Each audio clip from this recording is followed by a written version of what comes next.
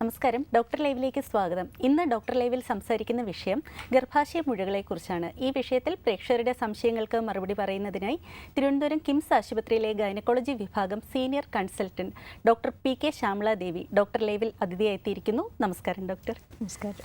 സാധാരണ വളരെയധികം സ്ത്രീകളെ ബാധിച്ചിരിക്കുന്ന ഒരു രോഗമാണ് ഗർഭാശയ മുഴകൾ അഥവാ ഫൈബ്രോയിഡ്. ഇതുണ്ടാകാനുള്ള കാരണങ്ങൾ എന്തൊക്കെയാണ്? പ്രത്യേകിച്ച് നമ്മൾ കാരണമായിട്ട് നമ്മളിപ്പോൾ നോക്കുകയാണെങ്കിൽ ഒരു 4 ഗർഭാശയ ക്യാൻസർ മുഴകൾ കാണുന്നത് നമ്മൾ സാധാരണ ഫൈബ്രോയിഡ് എന്നാണ് പറയുന്നത്. പക്ഷെ അതുകൊണ്ടുള്ള വൈഷമ്യങ്ങൾ ഒരു 50%, ഒരു പകുതി പേർക്ക് മാത്രമേ കാണാറുള്ളൂ. അതിൻ്റെ കാരണം എന്ന് പറഞ്ഞാൽ കൂടുതലും ഈസ്ട്രജൻ ഹോർമോണിൻ്റെ ഇൻ്റർപ്ലേ കൊണ്ടാണ് വരുന്നത്. എക്സസീവ് ഈസ്ട്രജൻ ഹോർമോൺ വരുമ്പോഴത്തേക്ക് അത് ഫൈബ്രോയിഡുമായിട്ട് റിലേറ്റഡ് ഉണ്ട്. പിന്നെ ഫെമിലിയൽ ഇൻസിഡൻസ്, നമ്മൾ ഫാമിലിയിൽ അമ്മയ്ക്കോ സിസ്റ്റേഴ്സിനോ ഒക്കെ ഉണ്ടെങ്കിൽ ഫൈബ്രോയിഡ് വരാനുള്ള ചാൻസ് കൂടുതലുണ്ട്. പണ്ട് കാലങ്ങളിൽ നമ്പർ ഓഫ് ചിൽഡ്രൻസ് കൂടുതൽ കുട്ടികളുള്ളപ്പോഴത്തേക്ക് പ്രഗ്നൻസി പീരീഡ് ഈസ് പ്രിലോങ്. അപ്പോൾ ഈസ്ട്രജൻ എക്സ്പോഷർ കുറയും. സോ ഇൻസിഡൻസ് ഓഫ് ഫൈബ്രോയിഡ് കുറവായിരുന്നു. ഇപ്പം നമ്മൾ ലിമിറ്റഡ് ഫാമിലി ആകുമ്പോൾ years expose to estrogen is more. അതുകൊണ്ട് കുറേ കൂടെ കൂടുതൽ ചാൻസ് വരുന്നുണ്ട് ഫൈബ്രോയിഡ് കാണാൻ. പക്ഷേ ഫൈബ്രോയിഡ് കണ്ടെന്നും പറഞ്ഞ് we need not treat it. അതുകൊണ്ട് എന്തെങ്കിലും വൈഷമ്യങ്ങളുണ്ടെങ്കിൽ മാത്രം ട്രീറ്റ്മെൻറ്റ് മതി. അതാണ് ഇതിൽ കൂടുതൽ ഇമ്പോർട്ടൻ്റ് ആയിട്ടുള്ളത്. അപ്പം ധാരാളം പേരെ ഇത് ബാധിച്ചിരിക്കുന്ന ഒരു രോഗം തന്നെയാണ്. നമ്മൾ ഇൻസിഡൻസ് ഇത് നോക്കുകയാണെങ്കിൽ ഒരു 80% ആളുകൾക്കും ഫൈബ്രോയിഡ് കാണും. പക്ഷേ നമ്മളിപ്പം അൾട്രാസൗണ്ട്, എല്ലാ അസുഖത്തിനും നമ്മൾ അൾട്രാസൗണ്ട് ചെയ്യുന്നുണ്ട്. അൾട്രാസൗണ്ട് ചെയ്യുമ്പോൾ ഇൻസിഡൻ്റലായിട്ട് യൂട്രസിൽ ഫൈബ്രോയിഡ് കാണും, മുഴകൾ കാണും. പിന്നെ അതിനെക്കുറിച്ച് നമ്മൾ ചെയ്യേണ്ട അൺലെസ് അതുകൊണ്ട് നമുക്ക് രോഗിക്ക് എന്തെങ്കിലും വിഷമം ഉണ്ടെങ്കിൽ മാത്രം അതിനെക്കുറിച്ച് ട്രീറ്റ്മെൻറ്റ് എടുത്താൽ മതി. ഇത് ആർത്തവുമായിട്ട് ബന്ധപ്പെട്ട് എന്തെങ്കിലും ബുദ്ധിമുട്ടുകൾ ഉണ്ടാക്കാറുണ്ടോ? സാധാരണ വിഷമം ഉണ്ടാകുന്നത് മെയിൻലി ആർത്തവമായിട്ട് റിലേറ്റഡ് ആണ്. എന്നുവെച്ചാൽ ഇപ്പോൾ 28 ദിവസത്തിലൊരിക്കൽ ആർത്തവം വരുന്നവർക്ക് ഈ ഫൈബ്രോയിഡ്സ് ഉണ്ടെങ്കിൽ അത് ഡിപ്പെൻസ് ഓൺ ഫൈബ്രോയിഡ് യൂട്രസിൻ്റെ അകത്തോട്ട് വളരുകയാണെങ്കിൽ ആർത്തവം നേരത്തെ വരാം. എമൗണ്ട് ഓഫ് ബ്ലഡ് ലോസ്, രക്തസ്രാവവും കൂടുതലായിരിക്കും. അതുകൊണ്ട് ആർത്തവത്തോടനുബന്ധിച്ചുള്ള പെയിൻ, ഡിസ്മെനൂരിയ വരാം. അങ്ങനെ ആർത്തവം സംബന്ധിച്ച് ആർത്തവം ഇല്ലാത്തപ്പോഴും സപ്പോസ് ഗർഭാശയത്തിൻ്റെ അകത്തൊരു ഫൈബ്രോയിഡ് ഇരിക്കുകയാണെങ്കിൽ that can come out, it can get infect. അപ്പം ആർത്തവുമായിട്ട് റിലേറ്റഡ് അല്ലാതെ തന്നെ ഓൺ ആൻഡ് ഓഫ് ഇടയ്ക്കിടയ്ക്ക് ഇങ്ങനെ ബ്ലീഡിങ് വരും. So many they can present. ഈ ഫൈബ്രോയിഡിൻ്റെ ശരിക്കുള്ള ലക്ഷണങ്ങൾ ഡിപ്പെൻസ്, അത് എവിടെയാണ് ഗർഭപാത്രത്തിൽ ഇരിക്കുന്നതെന്നനുസരിച്ചിരിക്കും. നമുക്ക് അതിൻ്റെ വിശദാംശങ്ങളിലേക്ക് വരുന്നതിന് മുന്നേ ഒരു ഫോൺ കോൾ ഉണ്ട്. ഹലോ, ഡോക്ടർ ലൈവ് ആണ്. ആരാണ് വിളിക്കുന്നത്? നമസ്കാരം, ഞാൻ കൊല്ലത്തിന് ചവർത്തിന് വിളിക്കുകയാണ്. ഡോക്ടർ ഉണ്ടോ? ചോദിച്ചോളൂ. നമസ്കാരം ഡോക്ടർ. ഓക്കെ, എന്താ അറിയണ്ടേ? ഞാൻ എൻ്റെ ഒരു വൈഫിന്റെ ഒരു സംശയം ചോദിക്കാനായിട്ടാണ് വിളിച്ചിരുന്നത്. എന്റെ വൈഫിന് ഏതുപോലെ യൂട്രസിനകത്ത് മുഴയുണ്ടെന്നും പറഞ്ഞിരിക്കുകയാണ്. എന്ത് വിഷമമായിട്ടാണ് പോയത് ഡോക്ടറെ കാണാൻ? അതെ ഡോക്ടർ, ഞങ്ങളോട് ാണ്. അപ്പൊ ഡോക്ടർ പറഞ്ഞ് സ്കാൻ ചെയ്യാം. നിങ്ങൾ സ്കാൻ ചെയ്തപ്പോ 2 മുഴ. അല്ല, എന്തിനാ സ്കാൻ ചെയ്തത്? അതെ, വയറുവേദനയാണ് മെയിനായിട്ട് വരുന്നത്. വയറുവേദന. അതെ, അതുപോലെ തന്നെ ഈ പീരീഡിക്കൽ ടൈം ആകുമ്പോൾ ഭയങ്കരമായിട്ട് ശാരീരിക അസുഖങ്ങളും ഭയങ്കര ക്ഷീണവും ഒക്കെയാണ്. അപ്പം അങ്ങനെ തീരെ വയ്യാതെ ഡോക്ടറെ കാണിച്ചപ്പോൾ ഡോക്ടർ പറഞ്ഞത് നമുക്ക് ഓപ്പറേഷൻ ചെയ്യേണ്ട കാര്യമില്ല എന്നാ പറഞ്ഞത്. അപ്പൊ അങ്ങനെ ഗുളികകൾ തന്ന് കുറച്ചുകൂടെ വളരട്ടെന്ന് പറഞ്ഞു. പിന്നീട് അങ്ങനെ ഇങ്ങനെ പീരീഡ് ടൈം ആകുമ്പോൾ തീരെ വയ്യാതാവുകയും അങ്ങനെ വളരെ എഴുന്നേക്കാൻ പോലും വയ്യാത്ത അവസ്ഥയായി. കാലയൊക്കെ നീര് കയറി കൊള്ളുകയൊക്കെ ചെയ്യും. ഈ പീരീഡ്സ് ടൈമിൽ രക്തസ്രാവം, ബ്ലീഡിങ് കൂടുതലായിട്ടുണ്ടായിരുന്നോ?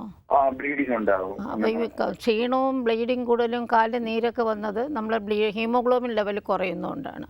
അപ്പോൾ ഈ ഫൈബ്രോയിഡ്, ഇപ്പോൾ ചെറിയ ഫൈബ്രോയിഡ് ആണെങ്കിലും യൂട്രസിനകത്തിരിക്കുകയാണെങ്കിൽ രക്തസ്രാവം കൂടുതലായിരിക്കും. അപ്പോൾ നമ്മൾ ഹീമോഗ്ലോബിൻ ലെവൽ കുറഞ്ഞ് അനീമിക്കാവും. അപ്പോൾ ഈ പറഞ്ഞ പോലെ ക്ഷീണം, വേദന, കാലിൽ നീര് ഇതെല്ലാം വരും. അപ്പോൾ ഫൈബ്രോയിഡിൻ്റെ സൈസ് അനുസരിച്ചല്ല നമ്മൾ ട്രീറ്റ് ചെയ്യുന്നത്. അതുകൊണ്ട് രോഗിക്ക് എന്താ വിഷമം വരുന്നത് അതന്നെയാണ് നമ്മൾ ട്രീറ്റ്മെൻറ്റ് എടുക്കേണ്ടത്. അപ്പോൾ എനിക്ക് തോന്നുന്നു നിങ്ങൾക്ക് വേറെ ഒരു ഡോക്ടറെ കണ്ടിട്ട് അതിന് ഫൈബ്രോയിഡിൻ്റെ ട്രീറ്റ്മെൻറ്റ് ആവശ്യമുണ്ടെങ്കിൽ എടുക്കുന്നതായിരിക്കും നല്ലത്.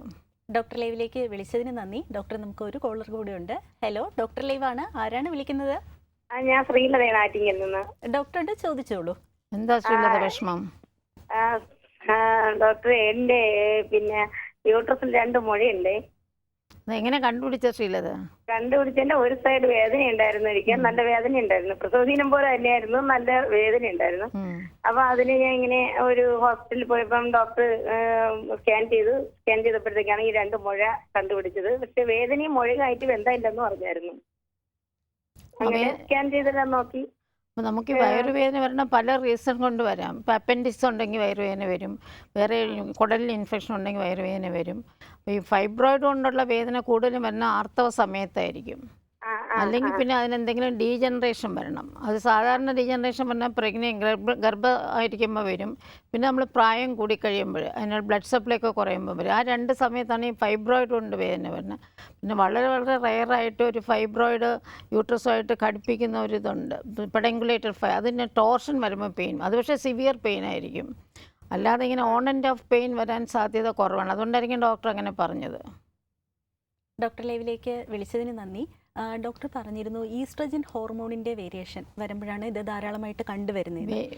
വേരിയേഷൻ അല്ല, ഹൈപ്പർ ഈസ്ട്രജനിസം, അമിതമായിട്ട് എന്തെങ്കിലും പ്രത്യേകിച്ച് കാരണങ്ങളുണ്ടോ ഈസ്ട്രജൻ ഹോർമോൺ കൂടാനുള്ള കാരണങ്ങൾ? ഈസ്ട്രജൻ കൂടാൻ നമ്മൾ ഇപ്പം ഞാൻ നേരത്തെ പറഞ്ഞ പോലെ ഏർലി മെനാർക്കി. ഇപ്പം സാധാരണ കുട്ടികളൊക്കെ പണ്ട് 12-13 വയസ്സിലൊക്കെ ആയിരുന്നു പ്രായം ഫസ്റ്റ് മെൻസ് സ്റ്റാർട്ട് ചെയ്യുന്ന മെനാർക്കി വരുന്നത്. ഇപ്പോൾ it is too early because of changing life style. ഇപ്പോൾ 8 വയസ്സ് 9 വയസ്സൊക്കെ ആകുമ്പോഴത്തേക്ക് പീരീഡ്സ് തുടങ്ങുന്നു. അതുപോലെ മെനോപോസ് പീരീഡ്സ് നിൽക്കുന്നതും ലേറ്റാണ്. പ്രീവിയസ്ലി ഇറ്റ് വാസ് 45 ഇയേഴ്സ്, ഇപ്പോൾ അത് 50-55 വരെ പോകുന്നുണ്ട്, 52 max. So the duration of uterus expose to estrogen hormone is more. പിന്നെ ഒരുപാട് ആളുകൾ ഇപ്പം ഈസ്ട്രജൻ കണ്ടെയ്നിങ് പിൽസൊക്കെ കഴിക്കുന്നുണ്ട്, ഹൈപ്പർ ഈസ്ട്രജനിസം അങ്ങനെയെല്ലാം വരാം. പിന്നെ ഞാൻ നേരത്തെ പറഞ്ഞതുപോലെ നമ്പർ ഓഫ് പ്രഗ്നൻസി നമ്മൾ റെഡ്യൂസ് ചെയ്യും തോറും കൂടുതൽ സമയം പീരീഡ്സ് വരികയല്ല. ആ സമയത്തെല്ലാം ഈസ്ട്രജൻ എക്സ്പോഷർ കൂടുതലാണ്. That is the reason. ഇപ്പം ഗർഭാശയത്തിൻ്റെ ഏതൊക്കെ ഭാഗങ്ങളിലാണ് ഈ ഫൈബ്രോയിഡ്സ് ധാരാളമായി കണ്ടുവരുന്നത്? സാധാരണ ഫൈബ്രോയിഡ് സ്റ്റാർട്ട് ചെയ്യുന്ന മസിലിലാണ്. ദാറ്റ് മീൻസ് യൂട്രസിൻ്റെ ഒരു തിക്ക് ബോളാണ്. മസിൽ സ്റ്റാർട്ട് ചെയ്തിട്ട് either it can grow outside, വെളിയിലോട്ട് വളർന്നു പോകും. ദറ്റ് ഈസ് സബ്സീറസ് ഫൈബ്രോയിഡ് എന്ന് പറയും. ഒരു can remain inside the uterine wall and grow there, that is intramural fibroids. Or you can grow into the uterine cavity, അകത്തോട്ട് വളരുന്നത്. That is submucous fibroid. Mainly 3 ടൈപ്പിലാണ് വരുന്നത്. അപ്പോൾ അകത്തോട്ട് വളരുന്നതാണ് കൂടുതലും ആർത്തവമായിട്ടുള്ള പ്രശ്നങ്ങൾ വരുത്തുന്നത്. മസിലിൻ്റെ അകത്തിരുന്ന് വളരുന്നതിന് യൂട്രസ് അങ്ങ് വലുതാവും. എന്നിട്ട് അബ്ഡോമിനൽ വയറ്റിലൊരു കട്ടി എന്നും പറഞ്ഞു വരും, വലിയ സൈസായിട്ട് വളരും. വെളിയിലോട്ട് പോകുന്ന സാധാരണ വലിയ സിംറ്റംസ് ഒന്നും ഉണ്ടാക്കാറില്ല, അൺലെസ് ഇത് അടുത്തുള്ള ഓർഗൻ പോയിട്ട് ഇപ്പം കിഡ്നി യൂറിറ്റർ പ്രസ് ചെയ്ത് കിഡ്നി എൻലാർജ്മെൻറ്റൊക്കെ വരാൻ ചാൻസ് ഉണ്ട്. ഡിപ്പെൻസ് അപ്പോൾ എവിടെയാണ്. ഇപ്പം ലോവർ മോസ്റ്റ് നമ്മൾ ഗർഭാശയ മുഖം എന്ന് പറയും, സെർവിക്സ്, അവിടെ ഒരു ഫൈബ്രോയിഡ് വരികയാണെങ്കിൽ തൊട്ട് ഫ്രണ്ടിൽ ബ്ലാഡറാണ്, യൂറിനറി ബ്ലാഡർ. അപ്പോൾ അത് വളർന്നു വരുമ്പോഴത്തേക്ക് യൂറിനിൽ ബ്ലാഡറിൽ പ്രസ് ചെയ്തിട്ട് എപ്പോഴും യൂറിൻ പോകണമെന്ന് തോന്നും, യൂറിൻ പോകാതിരിക്കും, മൂത്ര തടസ്സം വരും. അങ്ങനെ ഡിപ്പെൻസ് ഓൺ ദ സൈറ്റ്, എവിടെയാണ് ഈ ഫൈബ്രോയിഡ് ഇരിക്കുന്നത്, അതിൻ്റെ സൈസ് എത്രയുണ്ട്, അതൊക്കെ അനുസരിച്ചാണ് ഓരോ വിഷമങ്ങൾ. ഇപ്പോൾ ഈ സെർവിക്സിൽ തന്നെ പോസ്റ്റീരിയലായിട്ട് ബാക്കിലാണ് ഫൈബ്രോയിഡ് ഉണ്ടെങ്കിൽ that will press upon the rectum. അപ്പം നമുക്ക് മലബന്ധമായിരിക്കും പേഷ്യൻസിന്. താഴോട്ട് വരുമ്പം ലൈംഗികമായിട്ടുള്ള ബുദ്ധിമുട്ട് വരും, ലൈംഗിക വേറ്റ സമയത്ത് പെയിൻ വരും, ഡിസ്പെരോണിയ എന്ന് പറയും. So depends upon were is the fibroid, what is the size of the fibroid, how much it involves, അതെല്ലാം വെച്ചിട്ടാണ് ഈ സിംറ്റംസ് വരുന്നത്. ഡോക്ടർ, നമുക്ക് ഒരു കോളർ കൂടി ഉണ്ട്. ഹലോ, ഡോക്ടർ ലൈവാണ്, ആരാണ് വിളിക്കുന്നത്? കാസർഗോഡ്. ഡോക്ടർ ഉണ്ട്, ചോദിച്ചോളൂ. ഹലോ, യെസ് പറഞ്ഞോളൂ. ഞാനൊരു എൻ്റെ വയറ്റിന്റെ പള്ളക്ക് ഒരു വേദന ഉണ്ടായിരുന്നു. എവിടെ? വയറ്റിന്റെ പള്ളക്ക് ഒരു വേദന ഉണ്ടായിരുന്നു. ഉള്ളില് ഗർഭപാത്രത്തിന്റെ സൈഡ് ഇങ്ങനെ ഒരു വേദന ഉണ്ടായിരുന്നു. അങ്ങനെ സ്കാനിങ് ചെയ്ത് സ്കാൻ ചെയ്തിട്ട് എന്താ പറഞ്ഞു ഡോക്ടർ? പറഞ്ഞ് ഒരു ഗർഭപാത്രത്തിൽ ചെറിയൊരു മിസ്റ്റേക്ക് ഉണ്ടെന്ന് പറഞ്ഞ് 1.25 സെന്റിമീറ്റർ ഒരു ഇത് മുളച്ചിരുന്നുണ്ടെന്ന് പറഞ്ഞു, മുഴ ചെറിയ. 1.25 സെന്റിമീറ്റർ ഫൈബ്രോയിഡ് ഒന്നും പേടിക്കേണ്ട കാര്യമൊന്നുമില്ല. അത് വളരെ സ്ലോ വളരെ വളരെ വളർച്ച കുറഞ്ഞൊരു ട്യൂമറാണിത്. അതൊരു 3-4 വർഷം ആകുമ്പോൾ ഈ 1.5 സെന്റിമീറ്റർ എന്ന് പറഞ്ഞാൽ 3 സെന്റിമീറ്റർ ആകുകയുള്ളൂ. അപ്പോൾ സ്ലോ ഗ്രോയിങ് ട്യൂമറാണെങ്കിൽ ഒന്നും ചെയ്യേണ്ട, അതുകൊണ്ട് വേദനയൊന്നും വരില്ല. വേറെ എന്തെങ്കിലും കാര്യം കാണുമായിരിക്കും വേദനയ്ക്ക്. ഈ ഫൈബ്രോയിഡ് കൊണ്ട് അങ്ങനെ വേദന വരേണ്ട കാര്യമില്ല. അതിനൊന്നും മരുന്നൊന്നും എടുക്കണ്ടേ? മരുന്നൊന്നും വേണ്ട. ഡോക്ടർ ലൈവിലേക്ക് വിളിച്ചതിന് നന്ദി. ഡോക്ടർ, നമുക്കിനി ഒരു ചെറിയ ഇടവേളയ്ക്കുള്ള സമയമാണ്. ഡോക്ടർ ലൈവിൽ ഇനിയൊരു ഇടവേള. ഡോക്ടർ ലൈവ് തുടരുന്നു. ഗർഭാശയ മുഴകളെക്കുറിച്ചാണ് ഇന്ന് ഡോക്ടർ ലൈവ് ചർച്ച ചെയ്തുകൊണ്ടിരിക്കുന്നത്. Doctor P K. ശ്യാമളാദേവിയാണ് ഡോക്ടർ ലൈവിൽ നമ്മോടൊപ്പം ഉള്ളത്. ഡോക്ടർ, നമുക്കൊരു കോളുണ്ട്. ഹലോ, ഡോക്ടർ ലൈവാണ്. ആരാണ് വിളിക്കുന്നത്? എറണാകുളത്ത് നിന്ന് ബീന. ബീന, ഡോക്ടറിനോട് ചോദിച്ചോളൂ. എന്താ ബീന പ്രശ്നം? ഡോക്ടർ, എനിക്ക് 2-3 വർഷമായിട്ട് ബ്ലീഡിംഗ് ആണ്. ആദ്യം ഒന്ന് സ്കാൻ ചെയ്തപ്പോൾ കുഴപ്പമില്ലായിരുന്നു. ഇപ്പൊ സ്കാൻ ചെയ്തപ്പോൾ മൾട്ടിപ്പിൾ ഫൈബ്രോയിഡ്സ് എന്ന് കാണുന്നു. ഓരോ മാസം ചെല്ലുന്തോറും ബ്ലീഡിങ് കൂടി കൂടി ഇപ്പൊ ഞാൻ ഭയങ്കര അനീമിക്ക്. പിന്നെ ഇപ്പം ഹോർമോൺ കഴിച്ചുകൊണ്ടിരിക്കുകയാണ്. ഹോർമോൺ കഴിച്ചിട്ട് കുറവുണ്ടോ ബീനയ്ക്ക്? ഇപ്പൊ ഈ പ്രാവശ്യം പീരീഡ് കൊണ്ട് 11 ദിവസമായി. ഇപ്പൊ ഹോർമോൺ കഴിച്ചപ്പോ ഇന്നലെ പോലെ നിന്നിട്ടുണ്ട്. അത് ബ്ലീഡിങ് ഉള്ള സമയത്ത് തന്നെ ബ്ലീഡിങ് കുറയാനുള്ള ഗുളിക ആദ്യമേ നമ്മൾ കഴിക്കണം പീരീഡ്സ് ടൈമിൽ. അത് ഏത് ഡോക്ടറെ കണ്ടെന്ന് വെച്ചാൽ അവർ സാധാരണ പറഞ്ഞു തരുന്നത് പിന്നെ ഫസ്റ്റ് ഡേ മുതൽ ഒരു 5 days ബ്ലീഡിങ് കുറയാനുള്ള ഗുളിക കഴിച്ചിട്ട് പീരീഡ്സ് റെഗുലർ ആണെങ്കിൽ ഹോർമോണിൻ്റെ ആവശ്യമില്ല. ശരിക്കും 28 ദിവസം പീരീഡ്സ് വന്നുകൊണ്ടിരുന്നാൽ ഹോർമോണിൻ്റെ വലിയ ഇല്ല. പിന്നെ ഹോർമോൺ കഴിക്കുമ്പോൾ കുറയുന്നുണ്ടെങ്കിൽ അത് കഴിച്ചോളൂ. അതിൻ്റെ കൂടെ ഈ ബ്ലഡ് കുറയാനുള്ള ഗുളികയുണ്ട്, ഫൈബ്രോലെക്റ്റിക് ഏജ്, അത് കഴിച്ചാൽ കുറച്ചുകൂടെ ഇഫക്റ്റീവ് ആയിരിക്കും. ഞാൻ കഴിക്കുന്നുണ്ട്. പോസ് എം എഫ് എപ്പോഴാണ് കഴിക്കുന്നത്? പീരീഡ് തുടങ്ങി നിൽക്കുന്നിടം വരെ കഴിക്കുന്നത്. അത് ഫസ്റ്റ് ഡേ മുതൽ സ്റ്റാർട്ട് ചെയ്യുക. അതിൻ്റെ ശരിക്കുള്ള ഡോസ് 2 ഗുളിക വെച്ച് 3 നേരം കഴിക്കണം. ആ ഡോസ് ശരിയാകത്തോണ്ടായിരിക്കും. ഇനി കഴിക്കുമ്പോൾ 2 എണ്ണം വെച്ച് 3 നേരം കഴിക്കുക. ഫസ്റ്റ് ഡേ സ്റ്റാർട്ട് ചെയ്യുക, എന്നിട്ട് എങ്ങനെ ഉണ്ടെന്ന് നോക്കൂ. പിന്നെ ഈ ഫൈബ്രോയിഡ്സ് പെട്ടെന്ന് വളരുന്ന തരത്തിലാണെങ്കിൽ നമുക്ക് അതിനെന്തെങ്കിലും ട്രീറ്റ്മെൻറ്റ് എടുക്കേണ്ടി വരും. ഡോക്ടർ ലൈവിലേക്ക് വിളിച്ചതിന് നന്ദി. ഡോക്ടർ, ഈ വന്ധ്യതയും ഈ ഇത്തരം മുഴകളും തമ്മിൽ എന്തെങ്കിലും ബന്ധം കാണുന്നുണ്ടോ? സാധാരണ നമ്മൾ കാണാറുണ്ട്. പക്ഷേ ഫൈബ്രോയിഡ് ഈ മുഴകൾ ആസച്ച് വന്ധ്യത ഉണ്ടാക്കാൻ വളരെ ചുരുക്കം. വേറെ കോസുകൾ നമ്മൾ കണ്ടുപിടിക്കും. ഇപ്പോൾ മെയിൽ ഫാക്ടർ, മേ ബി എന്തെങ്കിലും ഹസ്ബൻഡിന് എന്തെങ്കിലും പ്രോബ്ലം കാണും, അല്ലെങ്കിൽ ഓവുലേഷൻ സംബന്ധിച്ചുള്ള എന്തെങ്കിലും, അതെല്ലാം റൂൾ ഔട്ട് ചെയ്തിട്ടാണ് നമ്മൾ ഫൈബ്രോയിഡ് ആസച്ച് ഈ മുഴകൾ കൊണ്ട് വന്ധ്യത വരാൻ സാധ്യതയുണ്ടെന്ന്. ഇപ്പം ഒരു വലിയ മുഴയൊക്കെ ആണെങ്കിൽ യൂട്രസിൻ്റെ പൊസിഷൻ മാറും. അപ്പോൾ ഈ നോർമൽ നമ്മൾ ബന്ധപ്പെട്ട് കഴിഞ്ഞാൽ ഈ ബീജം വജൈനയിലായിരിക്കുമല്ലോ, ദാറ്റ് ബീജം കനോട്ട്, അത് സെർവിക്സിൻ്റെ അകത്തോട്ട് പോകാൻ പറ്റില്ല. ഗർഭാശയത്തിൽ കടക്കാൻ വിഷമം കാണും, because of the anatomy alter ചെയ്യുന്നുണ്ട്. അങ്ങനെ വരാൻ സാധ്യതയുണ്ട്. ചിലപ്പോൾ ഈ ഞാൻ പറഞ്ഞ പോലെ മസിലിൻ്റെ അകത്തുള്ള ഫൈബ്രോയിഡ് ഉണ്ടല്ലോ, ഇൻട്രാമ്യൂറൽ ഫൈബ്രോയിഡ്സ്, അത് ഈ അണ്ടാശയം വന്ന ഫലോപ്പിയൻ ട്യൂബിനെ പ്രസ് ചെയ്ത് ബ്ലോക്ക് വരുത്തും. അങ്ങനെ ആ കാര്യങ്ങൾ കൊണ്ടൊക്കെ വരാതിരിക്കാൻ പറ്റില്ല. പക്ഷേ we have to other causes ഉണ്ടോ എന്ന് ആദ്യം നോക്കണം. ഇത് മാത്രം നോക്കിയിട്ട് പറ്റില്ല. പിന്നെ ഒരു വലിയ ഫൈബ്രോയിഡ് ഉണ്ടെങ്കിൽ അത് ഈ ഓവറി ഓവം വരുന്ന അണ്ടാശയവും ഇങ്ങനെ വരുന്ന ധമനിയുണ്ട്, ഫലോപ്പിയൻ ട്യൂബിലുള്ള ഓൾട്രേഷൻ മാറും. അപ്പോൾ ഓവുലേഷൻ നടന്നാലും ദാറ്റ് അണ്ടാശയം വന്നു കഴിഞ്ഞാൽ അത് ട്യൂബിലോട്ട് വരാൻ സാധ്യതയില്ല. അത് അനാട്ടമി ഓൾട്ടർ ചെയ്യുന്നതുകൊണ്ടാണ്. അങ്ങനെയൊക്കെ വരാറുണ്ട്. പക്ഷേ ഇൻഫെർട്ടിലിറ്റി കൂടുതലും വരുന്നത് അബോർഷൻസ് ആയിരിക്കും. പേഷ്യൻ്റ് അറിയാതെ തന്നെ യൂട്രസിനകത്ത് ഒരുപാട് ഫൈബ്രോയിഡ്സ് ഉണ്ടെങ്കിൽ ഈ ഭ്രൂണം വന്നിട്ട് വളരാനുള്ള സാധ്യത കുറവ്, അവിടെ ബ്ലഡ് സപ്ലൈ കുറവായിരിക്കും. നേരത്തെ അബോർഷൻസ് വരാം, ഏർലി അബോർഷൻസ് വരും. അതാണ് കൂടുതൽ നമ്മൾ കാണുന്നത്. എസ് വരും. പക്ഷേ എന്താണെന്ന് കോസ് കണ്ടുപിടിച്ച് ട്രീറ്റ് ചെയ്താൽ outcome will be better. Doctor, നമുക്കൊരു കോളർ കൂടെ ഉണ്ട്. ഹലോ, ഡോക്ടർ ലൈവാണ്. ആരാണ് വിളിക്കുന്നത്? ഹലോ മാഡം, എന്റെ പേര് അർച്ചന എന്നാണ്, കരുനാഗപ്പള്ളിന്നാണ് വിളിക്കുന്നത്. ഡോക്ടറുണ്ട്, ചോദിച്ചോളൂ. എന്ത് പറ്റി? സാർ, എന്റെ അനിയന്റെ ഭാര്യയ്ക്ക് മെൻസസ് വരുമ്പോഴത്തേക്ക് 12 ദിവസം വരെയൊക്കെ ബ്ലഡ് വരും. 2 മാസം കൊണ്ടേ ഉള്ളു അങ്ങനെ. അത് നമുക്ക് ആരെയും കാണിച്ചായിരുന്നോ? ഇല്ല, ഡോക്ടറെ ഇതുവരെ കാണിച്ചിട്ടില്ല. അത് ഡോക്ടറെ കാണിക്കുമ്പോൾ എക്സസ് ആയിട്ട് ബ്ലഡ് കൂടുതൽ വരുന്നത് ഫൈബ്രോയിഡ് കൊണ്ട് തന്നെ ആവുന്നില്ല, ഹോർമോണിൻ്റെ വ്യത്യാസം കൊണ്ട് വരാം, ഇൻഫെക്ഷൻ കൊണ്ട് വരാം. അപ്പോൾ ആരെയും കാണിച്ചിട്ട് അതിൻ്റെ എന്തുകൊണ്ടാണ് അതിൻ്റെ കാര്യമെന്ന് കണ്ടുപിടിച്ച് ചികിത്സിക്കണം. അടുത്തുള്ള ഏതെങ്കിലും ഒരു ഗൈനക്കോളജിസ്റ്റിനെ കാണിക്കാൻ പറയും. അതുപോലെ വയറ് നല്ല വേദനയും കാണും ആ സമയത്ത്. ആദ്യത്തെ ദിവസം മാത്രമാണോ വേദനയുള്ളത്? ആദ്യത്തെ 4 ദിവസം വരെ വേദന കാണും. അതുപോലെ ബ്ലീഡിങ്ങും 12 ദിവസം വരെ അത് നിൽക്കും. ആരെങ്കിലും ഒരു ഗൈനക്കോളജിസ്റ്റിനെ കാണിക്കാൻ പറയൂ കേട്ടോ. കാണിച്ചാലേ നമുക്ക് എന്താണെന്ന് അറിയാൻ പറ്റുള്ളൂ. ഡോക്ടർ ലൈവിലേക്ക് വിളിച്ചതിന് നന്ദി. ഡോക്ടർ, ആർത്തവം തുടങ്ങുന്നതിന് മുമ്പും ആർത്തവ വിരാമത്തിന് ശേഷവും ഇത്ര ഫൈബ്രോയിഡ്സ് ഉണ്ടാകാനുള്ള സാധ്യത എത്രയാണ്? അത് ബിക്കോസ് ഇറ്റ് ഈസ് ഞാൻ പറയാം ഈസ്ട്രജൻ ഹോർമോണുമായിട്ടാണ് ബന്ധപ്പെട്ടിരിക്കുന്നത്. അപ്പം ആർത്തവത്തിന് മുമ്പ് ഈസ്ട്രജൻസ് ഇല്ല നമുക്ക്. കുട്ടികൾ പ്രായമായി കഴിഞ്ഞതിന് ശേഷം ഓവറി അണ്ടാശയത്തിൽ നിന്ന് വരുന്ന ഹോർമോണാണ് ഈസ്ട്രജനും പ്രൊജസ്ട്രജനും. അപ്പോൾ അതിന് മുമ്പേ ഫൈബ്രോയിഡ്സ് വരാൻ സാധ്യത കുറവാണ്.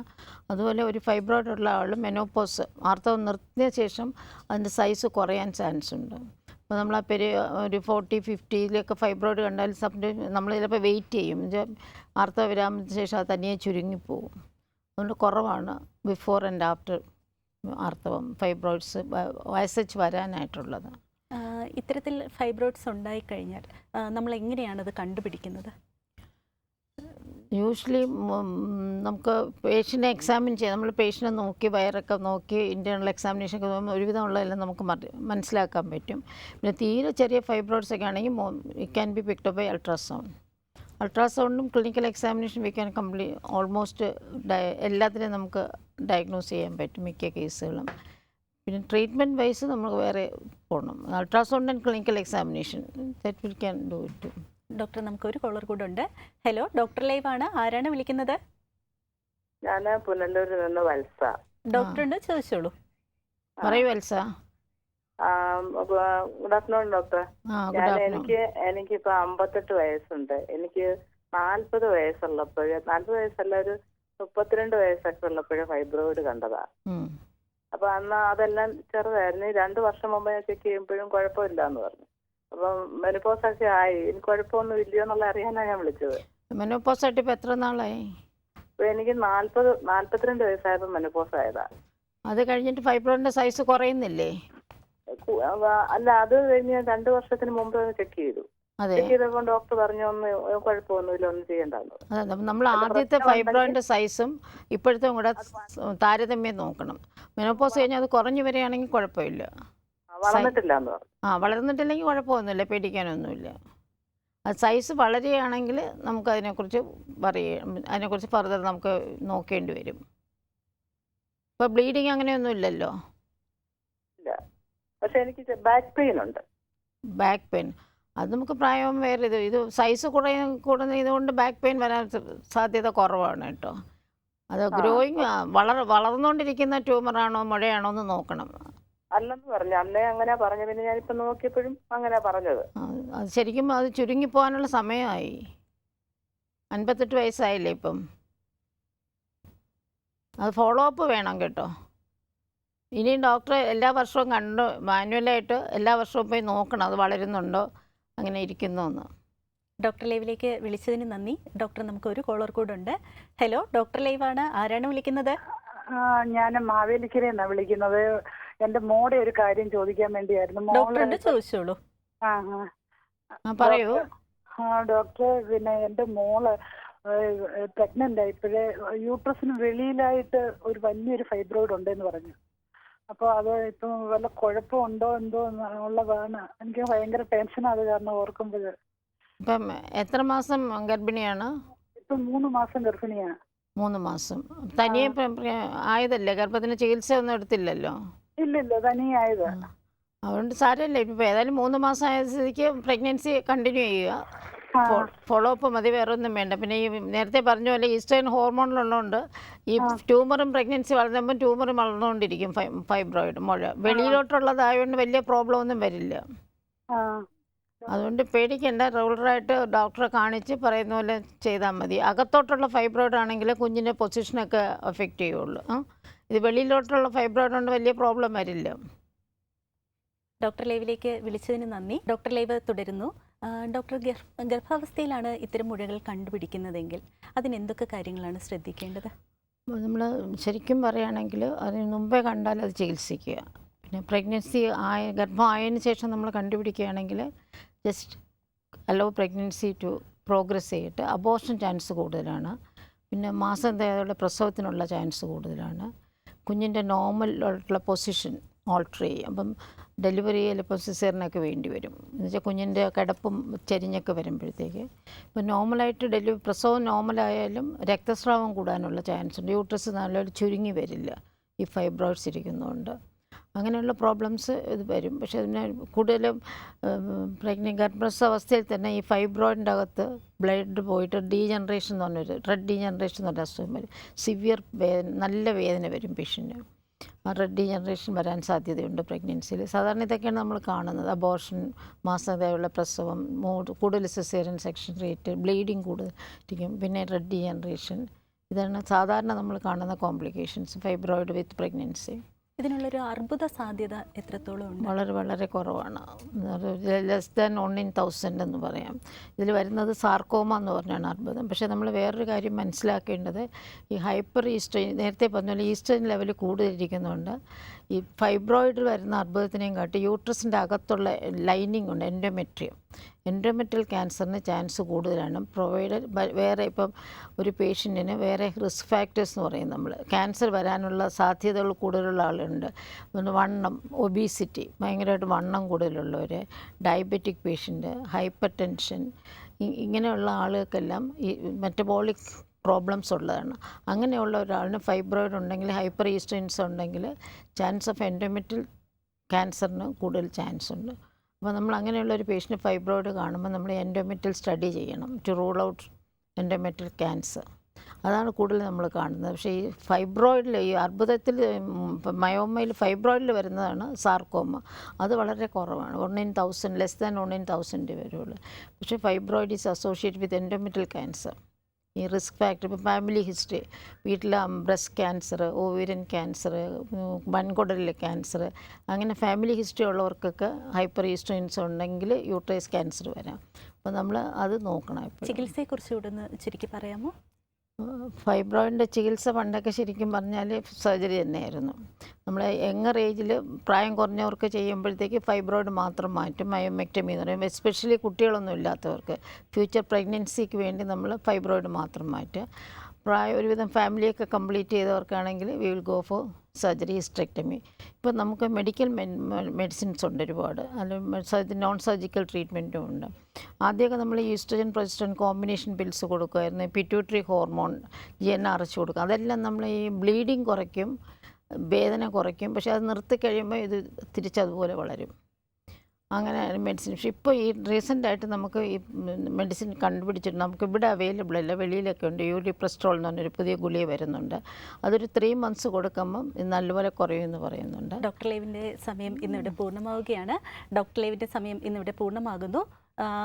ഗർഭാശയ മുഴകളെക്കുറിച്ചാണ് ഇന്ന് ഡോക്ടർ ലൈവിൽ ചർച്ച ചെയ്തത്. ഡോക്ടർ PK ശ്യാമളാദേവിയാണ് ഡോക്ടർ ലൈവിൽ അതിഥിയായി എത്തിയത്. നന്ദി, നമസ്കാരം.